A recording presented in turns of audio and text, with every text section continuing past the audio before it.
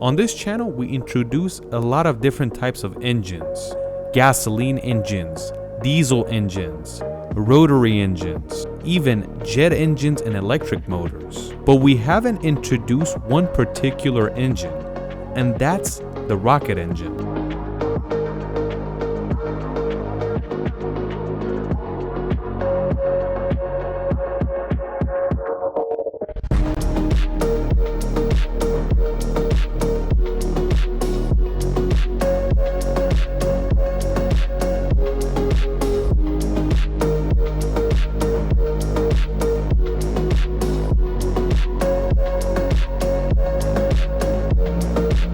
If rocket engines aren't one of the most complicated thing, it's probably top 5 one of the most complicated things. Of course, you've probably heard that this is not rocket science, or when something is hard, they say this seems like it's rocket science. And that makes sense, because studying rocket and understanding it is very difficult. But in this video, we want to explain it in a way where everybody can understand. So it's extremely simplified.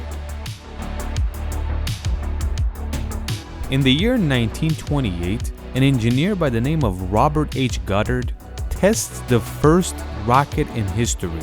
It wasn't like the rockets we see today. It was extremely small, and it wasn't even as tall as Robert himself. When he tested the first rocket, it only flew for 2.5 seconds. The idea of this rocket engine was ingenious because the same type of engine is still used today.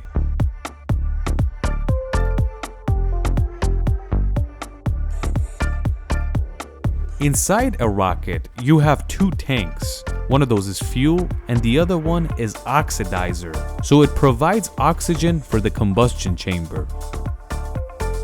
You might say, why doesn't it just use the oxygen in the air like a normal engine? Rockets do not stay at sea level, and the higher they go, the thinner the air gets. So they need that oxygen for this rocket engine to continue working the higher they go towards space. After the fuel and oxidizers finish, they are pumped towards the turbochargers that are located beneath them. They are not turbochargers, but they look like it. You could consider them like a fuel pump, and their job is to bring the fuel and oxidizer towards the combustion chamber. If you want to imagine what a combustion chamber is, do you see this part of the cylinder on a gasoline engine? The part that the explosion happens is called the combustion chamber, and it's pretty much the same thing in a rocket engine, but much more complicated. When the fuel pump pumps both the oxidizer and the fuel towards the combustion chamber, there is a spark plug type thing that creates spark so an explosion happens. And that's exactly like a gasoline engine, but much more complicated. And of course, the way the fuel is sprayed into the combustion chamber is with injectors.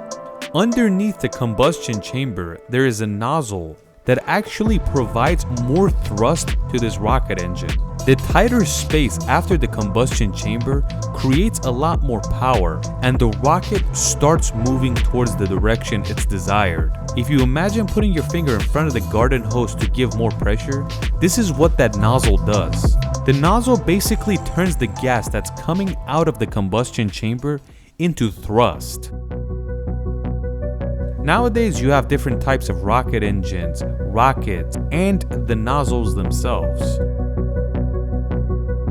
The way I explained it to you guys is probably the simplest version, and this is complicated in itself, but this is the most understandable way you can do it.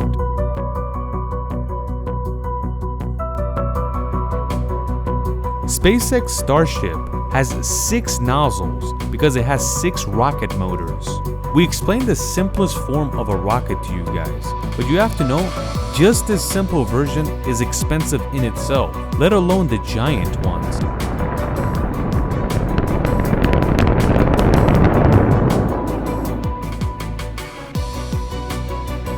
Like the Starship for SpaceX is $100 million per launch. You might ask, how much material and fuel does it use? It's not really about that. It's about the engineering and the research and development that goes into it for this to work correctly. That's what makes it super expensive. And the engineering is not a simple form of engineering. It's one of the most complicated, and that's why there's a saying that this is literally rocket science. So it doesn't get harder than this.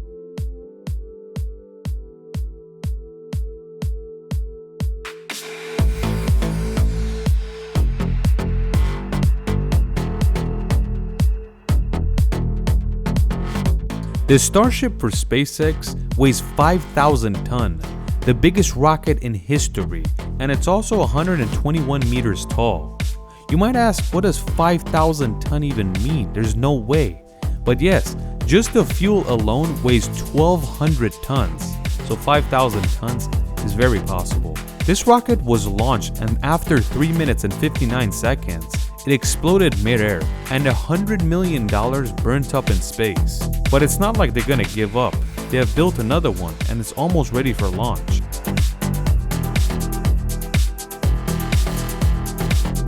Do you know this man? Wernher von Braun, an engineer in Nazi Germany. He is known as the father of the rocket. He didn't invent a rocket. Just like we said, Robert Goddard invented the rocket. But it wasn't like Robert could finish it off and build a proper rocket. It took many years and development for a true rocket to be formed. And Wernher von Braun was the first one to do so with the V2 rocket. The V2 rocket is the first ballistic missile in the world, and it's the first successful rocket. The first time the V2 rocket was launched, it went 85 kilometers straight up. But Wernher von Braun was not finished yet. He wanted to go to space. And in the second try, after some changes, it went 176 kilometers straight up.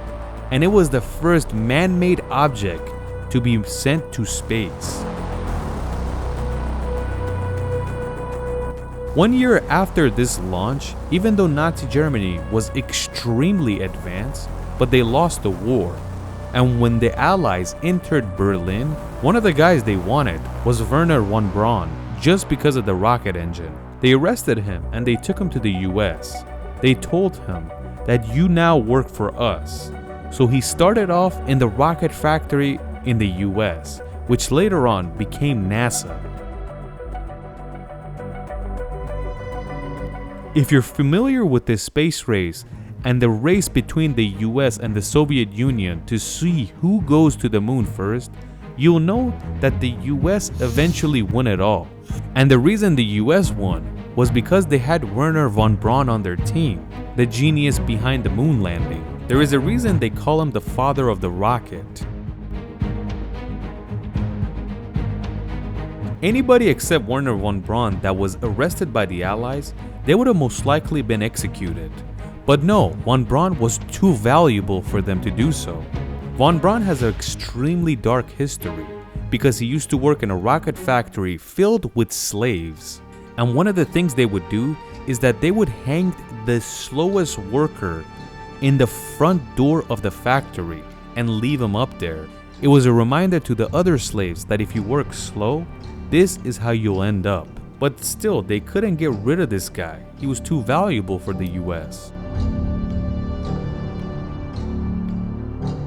The more we move forward, the more advanced these rockets get and the better they get.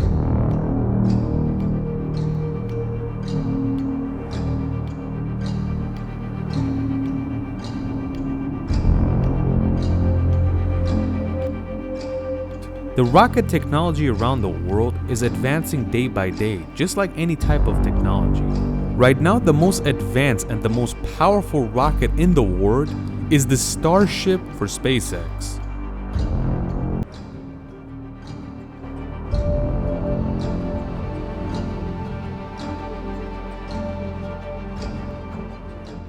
Right now, NASA is getting a rocket ready named the SLS. This is not as big or advanced as the Starship, and it's much more expensive than the Starship. Starship's main goal is to eventually get to Mars, but the SLS main goal is to get to the moon, so they have clearly different goals. But even with all that, each Starship launch costs $100 million, but each SLS launch will cost $2 billion, 20 times more.